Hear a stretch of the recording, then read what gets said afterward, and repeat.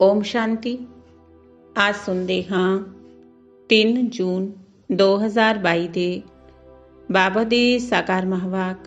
ਬਾਬਾ ਬੋਲੇ, ਮਿੱਠੇ ਬੱਚੇ, ਇਹ ਖੇਡ ਹੈ ਕਬਰਿਸਤਾਨ ਤੇ ਪਰਿਸਥਾਨ ਦਾ। ਇਸ ਸਮੇਂ ਕਬਰਿਸਤਾਨ ਹੈ, ਫਿਰ ਪਰਿਸਥਾਨ ਬਣੇਗਾ। ਤੁਹਾਨੂੰ ਇਸ ਕਬਰਿਸਤਾਨ ਨਾਲ ਦਿਲ ਨਹੀਂ ਲਗਾਣੀ ਹੈ। ਪ੍ਰਸ਼ਨ ਹੈ, ਮਨੁੱਖ ਕਿਹੜੀ ਇੱਕ ਗੱਲ ਨੂੰ ਜਾਣ ਲੈਣ ਤਾਂ ਸਭ ਸੰਸ਼ੈ ਦੂਰ ਹੋ ਜਾਣਗੇ। ਮਨੁੱਖ ਕਿਹੜੀ ਇੱਕ ਗੱਲ ਨੂੰ ਜਾਣ ਲੈਣ ਤਾਂ ਸਭ ਸੰਸ਼ੈ ਦੂਰ ਹੋ ਜਾਣਗੇ।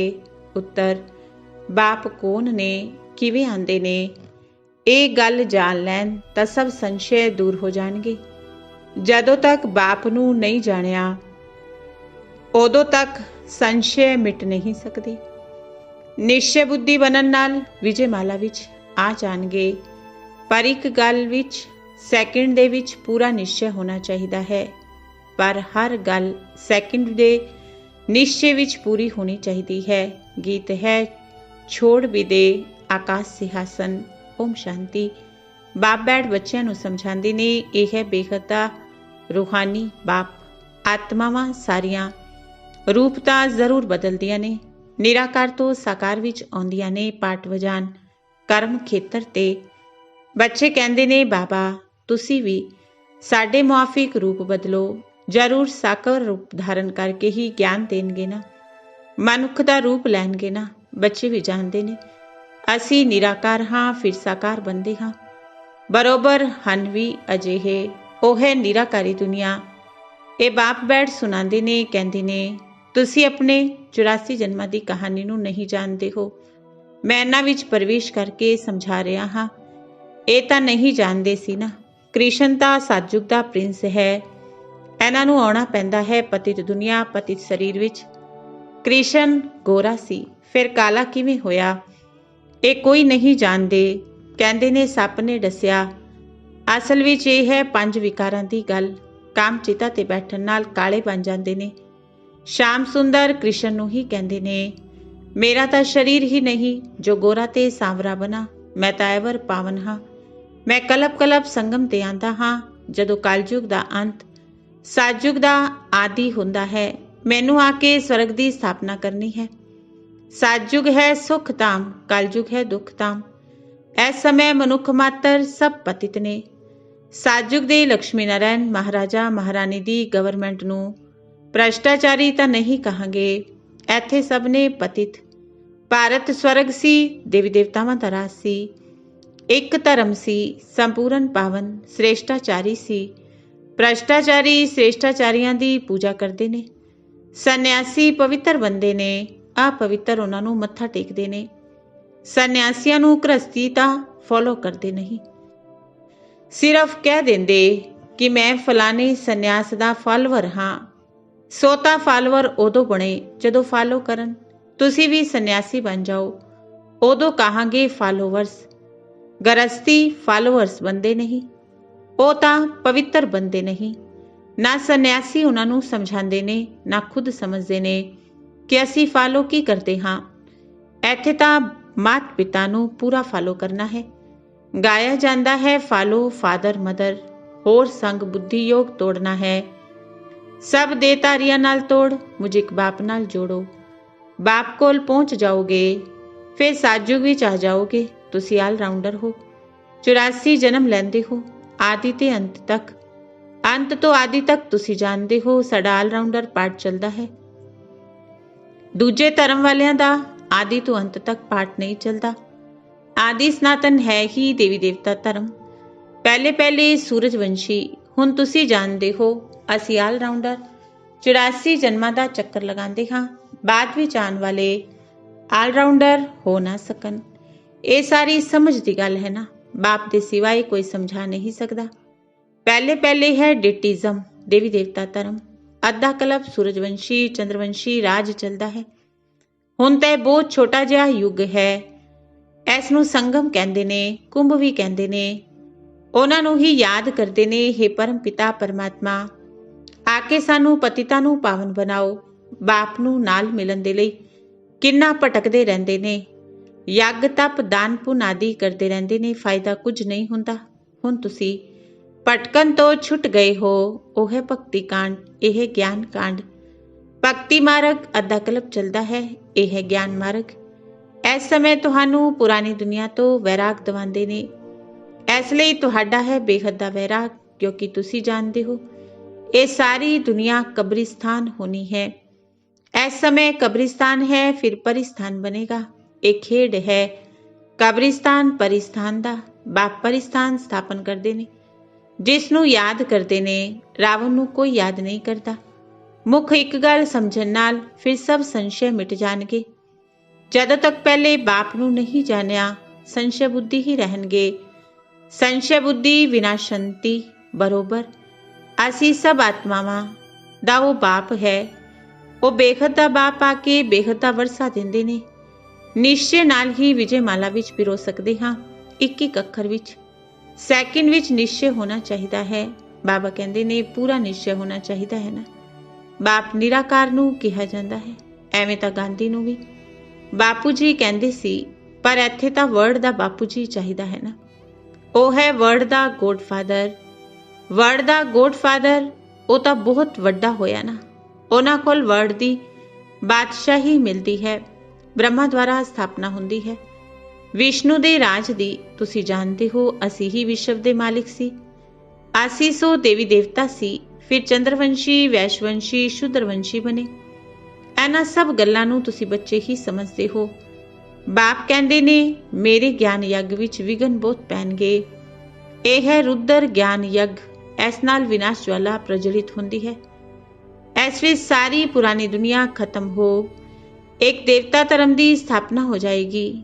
ਤੁਹਾਨੂੰ ਸਮਝਾਉਣ ਵਾਲਾ ਬਾਪ ਹੈ। ਉਹ ਸੱਚ ਬੋਲਦੇ ਨੇ। ਨਰ ਤੋਂ ਨਾਰਾਇਣ ਬਣਨ ਦੀ ਸਤ ਕਥਾ ਸੁਣਾਉਂਦੇ ਨੇ। ਇਹ ਕਥਾ ਤੁਸੀਂ ਹੁਣ ਸੁਣਦੇ ਹੋ।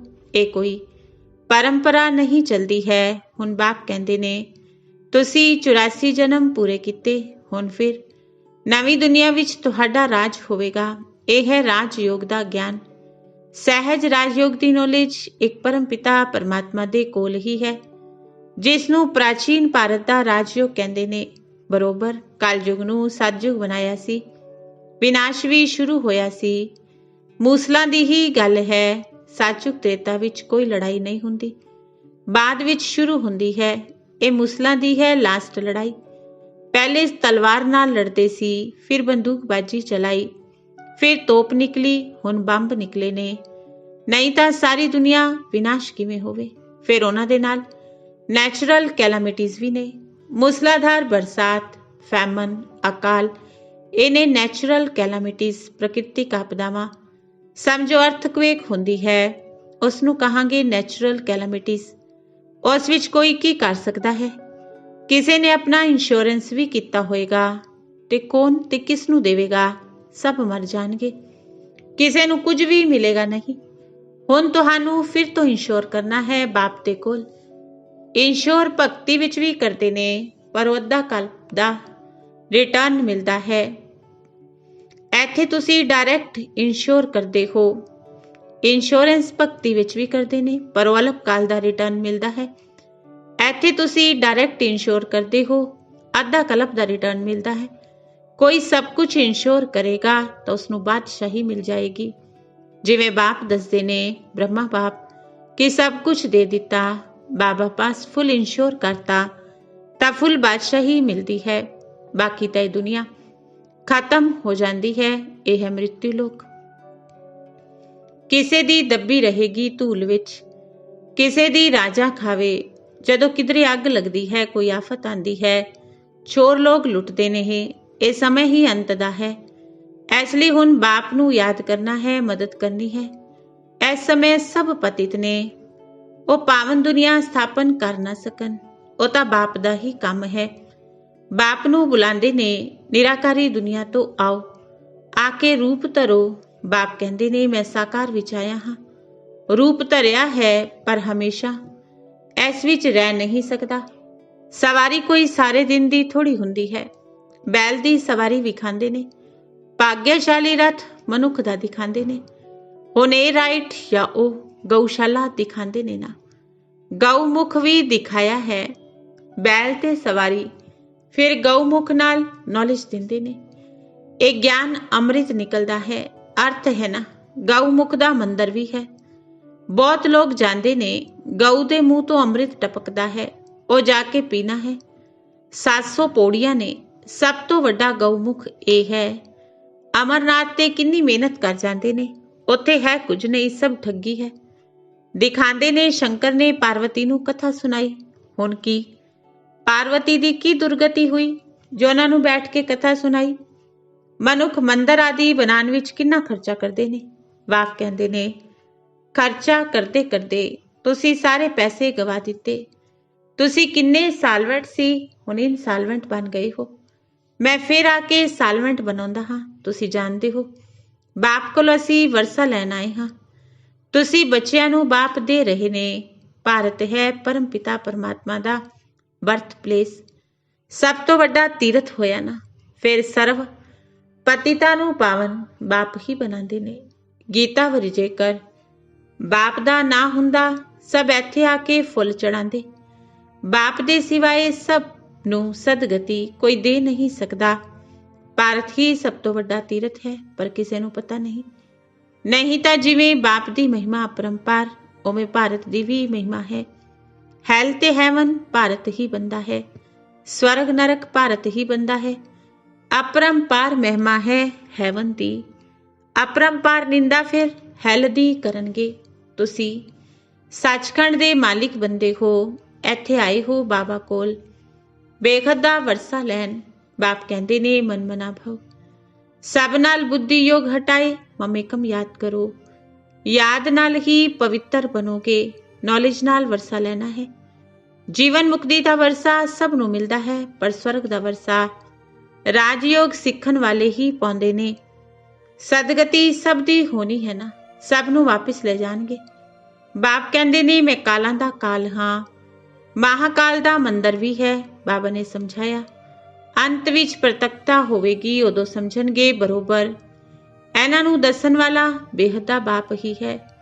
ਕਥਾ ਸੁਣਾਉਣ ਵਾਲਾ ਜੇਕਰ ਹੁਣ ਕਹਿਣ ਗੀਤਾ ਦਾ ਭਗਵਾਨ ਕ੍ਰਿਸ਼ਨ ਨਹੀਂ ਸ਼ਿਵ ਹੈ, ਤਾਂ ਸਾਰੇ ਕਹਿਣਗੇ ਇਹਨਾਂ ਨੂੰ ਬੀਕੇ ਦਾ ਭੂਤ ਲੱਗਿਆ ਹੋਇਆ ਹੈ। ਇਸ ਲਈ ਹੁਣ ਟਾਈਮ ਨਹੀਂ ਹੈ। ਪਿਛਾੜੀ ਨੂੰ ਸਭ ਮੰਨਣਗੇ। ਹੁਣ ਮੰਨ ਲੈਣ ਤਾਂ ਉਹਨਾਂ ਦੀ ਸਾਰੀ ਗ੍ਰਾਹਕੀ ਹੀ ਚਲੀ ਜਾਏ।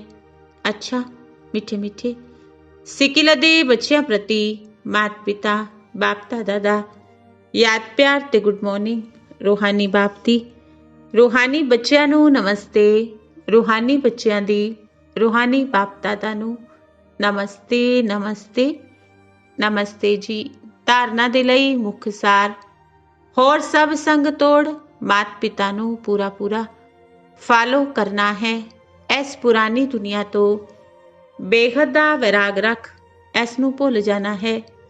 ਦੂਜਾ, ਇਹ ਅੰਤ ਦਾ ਸਮੇਂ ਹੈ।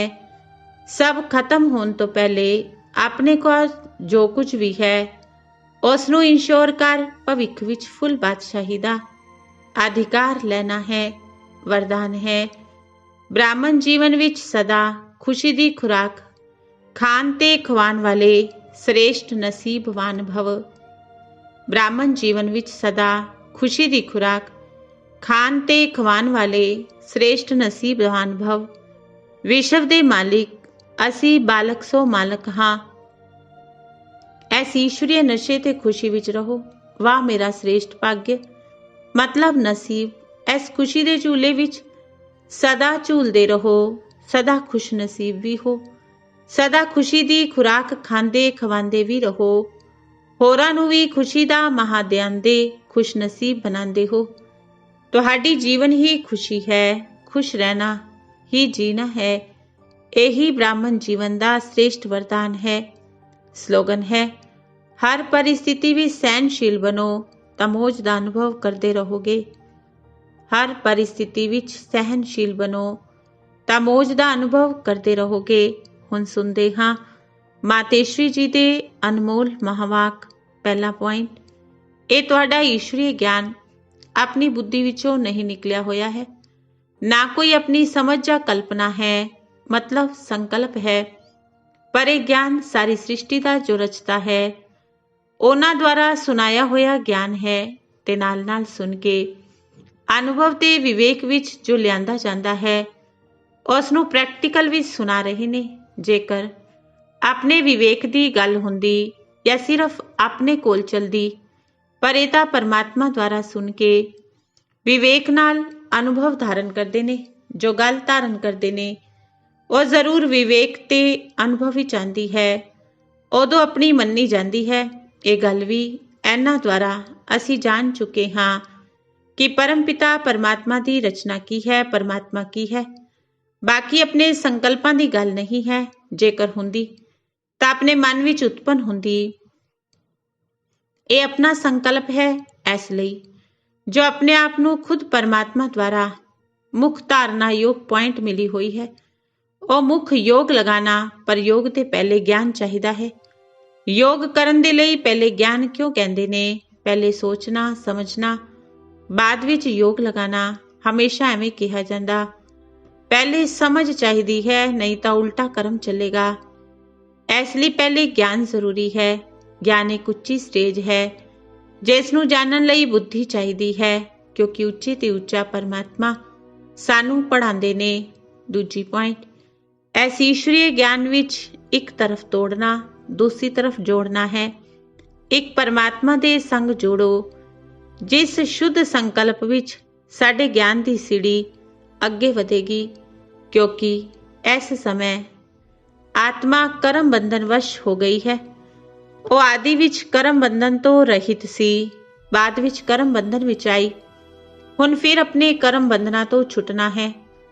ਹੁਣ ਆਪਣੇ ਕਰਮਾਂ ਦੀ ਬੰਧਾਈਮਾਨੀ ਨਹੀਂ ਆਵੇਗੀ। ਇਸ ਨੂੰ ਹੀ ਜੀਵਨ ਮੁਕਤੀ ਕਹਿੰਦੇ ਨੇ। ਨਹੀਂ ਤਾਂ ਕਰਮ ਬੰਧਨ ਵਿੱਚ ਚੱਕਰ ਵਿੱਚ ਆਉਣ ਨਾਲ ਸਦਾ ਕਾਲ ਦੇ ਲਈ ਜੀਵਨ ਮੁਕਤੀ ਨਹੀਂ ਮਿਲੇਗੀ। ਹੁਣ ਤਾਂ ਆਤਮਾ ਤੋਂ ਪਾਵਰ ਨਿਕਲ ਗਈ ਹੈ, ਉਸ ਦੇ ਕੰਟਰੋਲ ਬਿਗਰ ਕਰਮ ਹੋ ਰਹੇ ਨੇ। ਕਰਮ ਆਤਮਾ ਨਾਲ ਹੋਣੇ ਚਾਹੀਦੇ ਨੇ। ਆਤਮਾ ਵਿੱਚ ਜ਼ੋਰ ਆਉਣਾ ਚਾਹੀਦਾ ਹੈ। ਕਰਮਾਂ ਦੀ ਇਸ ਸਥਿਤੀ ਵਿੱਚ ਆਉਣਾ ਚਾਹੀਦਾ ਹੈ ਜੋ ਕਰਮਾਂ ਦੀ ਬੰਧਾਈਮਾਨੀ ਨਾ ਰਹੇ। ਨਹੀਂ ਤਾਂ ਮਨੁੱਖ ਦੁੱਖ ਸੁੱਖ ਦੀ ਲਪੇਟ ਵਿੱਚ ਆ ਜਾਂਦੇ ਨੇ, ਕਿਉਂਕਿ ਕਰਮ ਉਹਨਾਂ ਨੂੰ ਖਿੱਚਦੇ ਰਹਿੰਦੇ ਨੇ। ਆਤਮਾ ਦੀ ਸ਼ਕਤੀ ਉਸ ਪਾਵਰ ਵਿੱਚ ਆਉਂਦੀ ਹੈ ਜੋ ਕਰਮਾਂ ਦੀ ਬੰਧਾਈਮਾਨੀ ਨਾ ਆਵੇ। ਉਹ ਹੈ ਰਿਜ਼ਲਟ। ਇਹਨਾਂ ਗੱਲਾਂ ਨੂੰ ਧਾਰਨ ਕਰਨ ਨਾਲ ਸਹਿਜ ਹੋ ਜਾਏਗਾ। ਇਸ ਕਲਾਸ ਦਾ ਮਕਸਦ ਇਹੀ ਹੈ। ਬਾਕੀ ਆਪਣੇ ਆਪ ਨੂੰ ਕੋਈ ਵੇਦ ਸ਼ਾਸਤਰ ਪਰ ਡਿਗਰੀ ਹਾਸਿਲ ਨਹੀਂ ਕਰਨੀ, ਬਲਕਿ ਇਸ ਈਸ਼ਵਰੀ ਗਿਆਨ ਨਾਲ ਆਪਣੇ ਆਪ ਦੀ ਜੀਵਨ ਬਣਾਉਣੀ ਹੈ, ਜਿਸ ਕਾਰਨ ਈਸ਼ਵਰ ਕੋਲ ਉਹ ਸ਼ਕਤੀ ਲੈਣੀ ਹੈ। ਅੱਛਾ, ਓਮ ਸ਼ਾਂਤੀ।